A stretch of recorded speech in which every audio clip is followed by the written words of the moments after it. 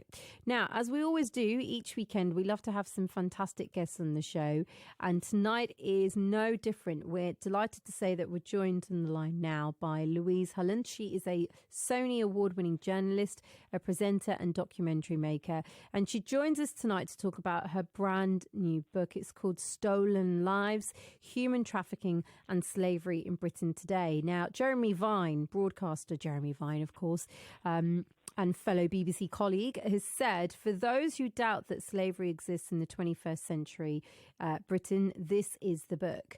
In it, Louise Hulland presents the story of one woman, known simply as Alina, but it is the repeated tragedy of millions. Well, to tell us more about it, we are joined by Louise. Louise, thank you so much for joining us on a Sunday night. It's great to have you on the show. Oh, thank you for having me. What a lovely introduction. Thank you so much. Now, I've got to say, when Sonny and I were talking about yourself, I mean, you know, you've done so much work over the years. We thought, wow, there's so much we can talk about. But the honest truth is, when you look at the book and the subject matter, and I wonder if you've dealt with this yourself, that there will be people who think, oh, God, I don't want to hear about this. This is not what, you know, this is not a subject I want to even know about. Do you find that often when you discuss human trafficking, modern day slavery, and the idea that it's happening here in this country, that it's happening in London right now as we talk, is that something that people kind of tend to want to switch off from? Yeah, it's been weird. Until I wrote the book, it was something that was a kind of personal interest, a bit of a passion project, and right. A kind of thing that I was researching kind of away from work and sort of wanting to build it into my work. And if I sort of mentioned, people would say, oh, you're a journalist, what are you working on right now? And I'd start talking passionately about human trafficking and the fight against slavery. And you could see sort of maybe at parties people glazing over and going, all right, mate, it's Friday night, chill out. Exactly. Yeah, exactly. But it was definitely something that gripped people as well, because I think so many people just go, hang on a minute, that can't be right. That happened, 200 years ago, or it happened in other countries. It doesn't happen here, but sadly, it absolutely does, and it's happening all around us. Is the misconception, please be frank about this, because when we were discussing this with producer Kyla as well, and we were talking a lot about, the term slavery, as you've just mentioned, a lot of people will affiliate the word slavery with, of course, what happened, hundreds of years ago. But if we talk about modern day slavery and human trafficking, often people affiliate that with countries such as Africa or countries such as India or, countries where, or even, third world countries. They would never think that it's happening here. Has that been quite a barrier for you to break down when you're talking about this, for people to really come to terms with the fact that, as you've just said, it's happening on our doorstep, it's happening here right now? Yeah, kind of. I think people have kind of, once I've started talking to them and explaining how it's happening here, they've sort of had their eyes open and said, oh, actually, yeah, okay, that's really worth thinking about. So, anecdotally, we've sort of seen in the media so many stories over the last few years about slavery in nail bars, slavery in car washes, the kind of those places that have had quite a lot of attention. But, we're also talking about farmlands and agriculture. Obviously, that doesn't affect us in London, but it affects other parts of the country, the hospitality industry, and also cleaning as well. Like, I'm not talking about your sort of domestic worker that pops in once a week and does your Thursday clean. I'm talking about big companies that subcontract so much work that then gets subcontracted again. So I think people think slavery and they automatically think shackles and buying and selling people, when actually these traffickers and these slave gangs are incredibly clever. They might not use physical restraints, but they use psychological and emotional restraints. So they hold fear over the people that they've got entrapped. So it could be, you owe us a debt. We're going to kill your family in Vietnam or Africa or wherever, because we know where they are and you have to work for us. We will kill them if you don't. Or they use sort of emotional manipulation, like, if you escape from me, if you go out onto the street, the police in Britain, they won't believe you. They're like your police back home. They're just going to think you're lying. So there are very, very clever, manipulative ways of people keeping people emotionally in chains, if not in physical chains. Louise, what is what are these individuals and how do they fall into this trap? Because we've seen this week in Dover, there's been protests by the far right about migrants coming here, and also there's been a counter protest as well. Are we looking at those kind of individuals who are coming here who are trying to flee from another country where they were persecuted, or are we looking at people who are coming generally here for work but they keep falling into the wrong traps because they haven't got the right paperwork? What do these individuals look like, and how can we recognize them even if we were walking on the street? So it could be anything. And let me tell you, because this really shocked me. So there is a system called the National Referral Mechanism. When someone is rescued from slavery, they are put into that system if they want to do so. That's how we identify how many slaves that we know have been rescued and how they get their support. And for the last 2 years, the biggest nationality of people that went into that system were British. What? Wow. People from our own country were falling into this? Yes. Wow. British people were the highest people that had been rescued from slavery. Now, modern slavery is like an umbrella term, so all different things can come under that, whether it's sexual exploitation, labour exploitation, or enforced criminality. So one of the things that British people get, sort of one of the crimes that they're targeted for is drug trafficking. So you hear the phrase county lines many, many times now. And what used to happen was you'd sort of look at a kid travelling up and down the country selling drugs, you'd think, well, they're a little criminal. Now what's happened as sort of time's moved on, we've realised that actually the gangs are controlling those kids. They are vulnerable people, and that's what it all comes down to. Traffickers know how to target vulnerable people. So to go back to your point about the migrant crisis, what tends to happen is, as I mentioned, I can't stress enough how manipulative and clever these traffickers are. Their number one goal is to find vulnerable people, whatever that vulnerability is. So when we're looking at the migrant crisis now, people that are fleeing war, famine, natural disasters, they are homeless, they are desperate, they're trying to get somewhere. Now, of course, we hear a lot about people smuggling, but that's different to human trafficking. People smuggling is when you kind of have a bit of a mutual deal going on. So say, for example, Sunny, I say to you, look, I'll give you X £1,000, get me from A to B. You say, sure enough, we get to B, we go our separate ways.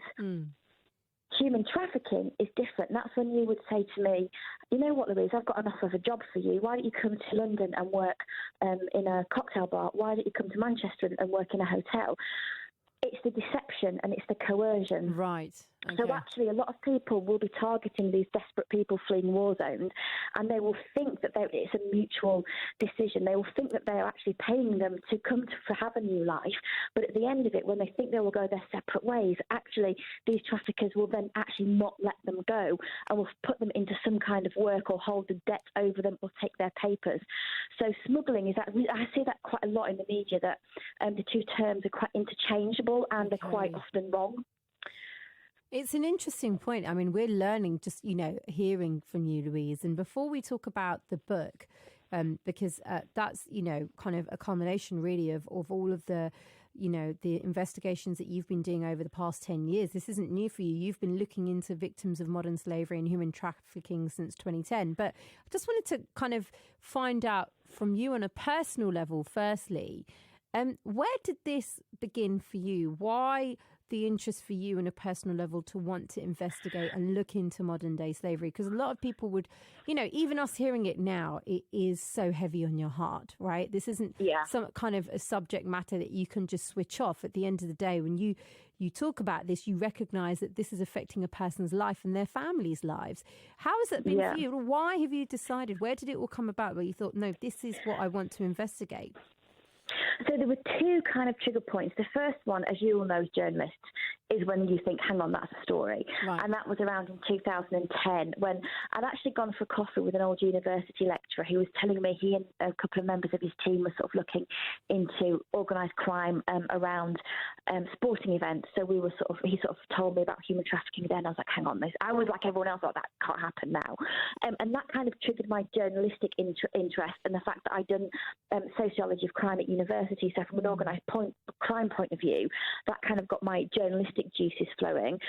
And I kind of worked on it for a few years. And then what changed massively for me was actually met a survivor.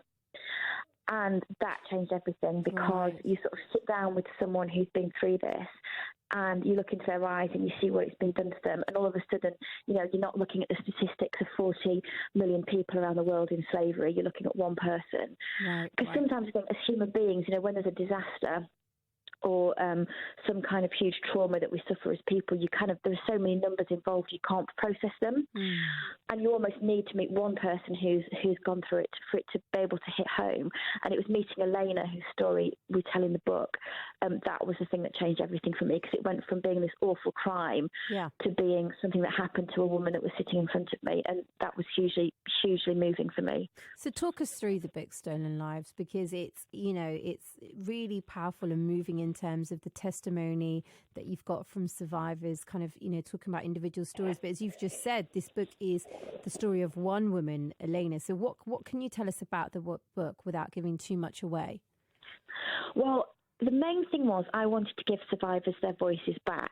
And what I didn't want to do was to kind of string their stories together without a kind of overview of how we've got to where we are. I wanted it to be a kind of positive, hopeful book, which sounds completely ridiculous. I do appreciate that. But I did want to have that sense of positivity and hope at the end of it, because I wanted to make sure that anyone reading it feels a sense of purpose and feel that they can actually contribute to the end, or at least starting the end of modern day slavery. So the spine of the story is Elena. She was a young student in Albania when she fell in love with a young man who took her on holiday to meet his family. Now, sadly, she thought after a 6-month relationship that an engagement was on the horizon. That's why she went to Belgium to meet his family. However, there was no family. When he took her to meet his friends, he left her, and it was actually a brothel that he'd taken her to. And she spent 10 months trapped in a brothel in Belgium. She fell pregnant during that period as well. And some things happened to her that I know about that I didn't put in the book, because if her child ever reads that book, I did not want that to be in print. That was down. Right. That would potentially be for her to tell that child one day, and I don't really want to go into what triggered her leaving, but essentially she was so terrified of what the traffickers would do once they knew that she was pregnant. The threats that they made, they sort of let her have a little bit of time off, for want of a better word, from the sex work, because she was so pregnant, but she knew what fate was awaiting her once she gave birth, and she knew she couldn't let that happen. So she managed to escape one night and came to the UK. So we sort of met then, and that's when her story with me kind of takes over, and that's the sort of second part of her story, the story of her in London and what happens to her. Happens next. What happens next. And the thing is, you can't really tell those stories without having the kind of the context within it. So also we speak to police officers up and down the country who are fighting this crime, to charities that are supporting. I don't know if you know or not, but it's actually the Salvation Army who are the first port of call when someone's rescued. No, do you know? I mean, slavery. Louise, I just said this to you 20 minutes ago. I'm learning so much. It's so important that we talk about Salvation Army. Salvation Army. I wouldn't have known. So if somebody says, sorry, tell us again, because I've interjected there. Tell us what you're saying. If Salvation Army is the first point of call for what?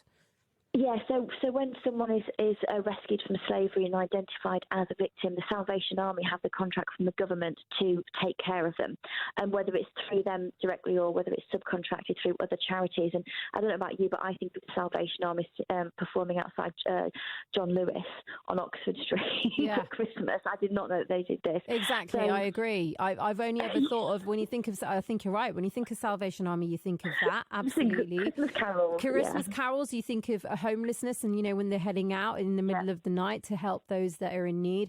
But I would have never ever equated Salvation Army with providing that support, as you say, being the first port of call if you are a victim of human trafficking or modern day slavery.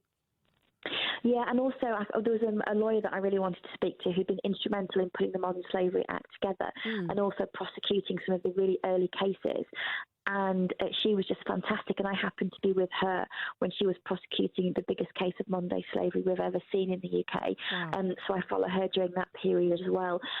Plus, like I say, the survivors' stories, we speak to people who are psychologists who help put them on their path to recovery, and also sort of political players as well. Sadly, the Home Office would have been interviewed for the book. They couldn't make that happen.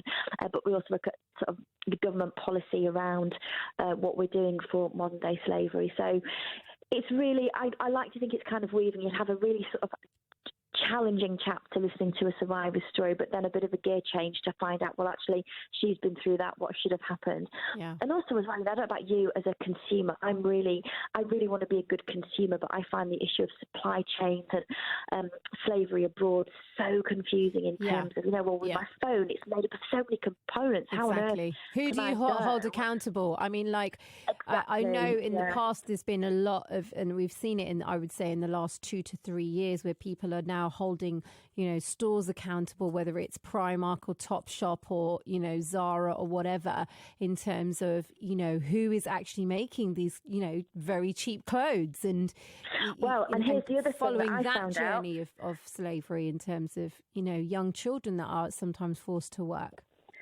Exactly. And the other thing that I found out, which I found equally shocking, or surprising, I guess, was the fact that we sort of think cheap-end goods, that's got to be dodgy. Yeah. But actually, factories in India or China are making garments for the lower end of the market, but also the top end of the market. Exactly. So actually, you might think, oh my goodness, is my Primark $9.99 tops touched by slavery, but also is my $5,000 Prada, and not that I literally own anything $5,000 from there, but so actually it's all about, it was really interesting to do that because I, as a consumer, want to do my best, but found it completely overwhelming. So I found speaking to experts in that area really helpful as well. So I think you're right. I think, the more we talk about this, more we recognise that it's so interlinked. We can't judge the individual who will shop at, and there are many other shops available and brands available, but who will shop at the lower end for various reasons, without thinking, oh, well, if you're spending the hundreds and thousands of pounds, well, actually, you should be held accountable too, because you don't know where your products are coming from. You don't know how they're being made. So what I found really helpful was one of the people that sort of works helping businesses have clean supply chains. They said 2 things. If someone says to you, we are slavery free, they can't. They just can't. Supply chains are so complicated. There's no way of knowing. But what you do need to know is find out what they're doing about it.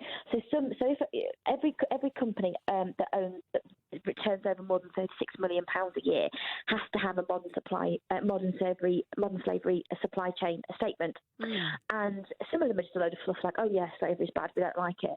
But the really good brands, the ones that are really, really behind cutting out slavery in their supply chains, will have a really forensic kind of almost audit on their statement of, this is how we find it, that we found it here, but we did this. We think it might be there, we're going to do that. Okay. And actually, a lot of the brands that you think, oh, they're cheap, they're dodgy, are actually working so hard. So you mentioned Primark there. Actually, they are one of the brands that I was told several times working really hard in that area. So actually, if you ever have a doubt, just check out the modern slavery statement and see how thorough you think it is. And that's usually pretty good. I think Louise, we could probably hold a 3-hour lecture with you and learn I know, so I'm much. So sorry. I was going to say in the most important way, because it's been so enlightening, but it's at the same time been so engaging. And I think that's what I suspect a lot of people will describe your book, Stolen Lives, as. It's going to be enlightening. It's going to be horrific to read, but at the same time, there's going to be things that you're going to think, well, I didn't know that. But also thought-provoking. It's such a pleasure having you on the show, Louise. We'll have to get you in the studio. I love you guys. I love you guys. I'm such a fan of you too. I have been for years, so it's a pleasure to be on. Wow, that's really kind of you to say. I feel very humbled. Genuinely, I think what you're doing is amazing. And, Thank you. Honestly, wish you the best, but you'll have to come back on, because I have a feeling this isn't the end of the road when it comes to your investigative work around this. I feel like this is going to be a lifelong passion project for you. Thank you. And you're doing the best work. So thank you for joining us tonight, Louise. Pleasure having you on the show. Thank you. Take care. What a fantastic woman. Louise Hulland, as I mentioned earlier on, she is a Sony award-winning journalist, presenter, and also author of Stolen Lives. If you'd like further details, head to her website, louisehulland.com. You can find her on Twitter @LouiseOnAir.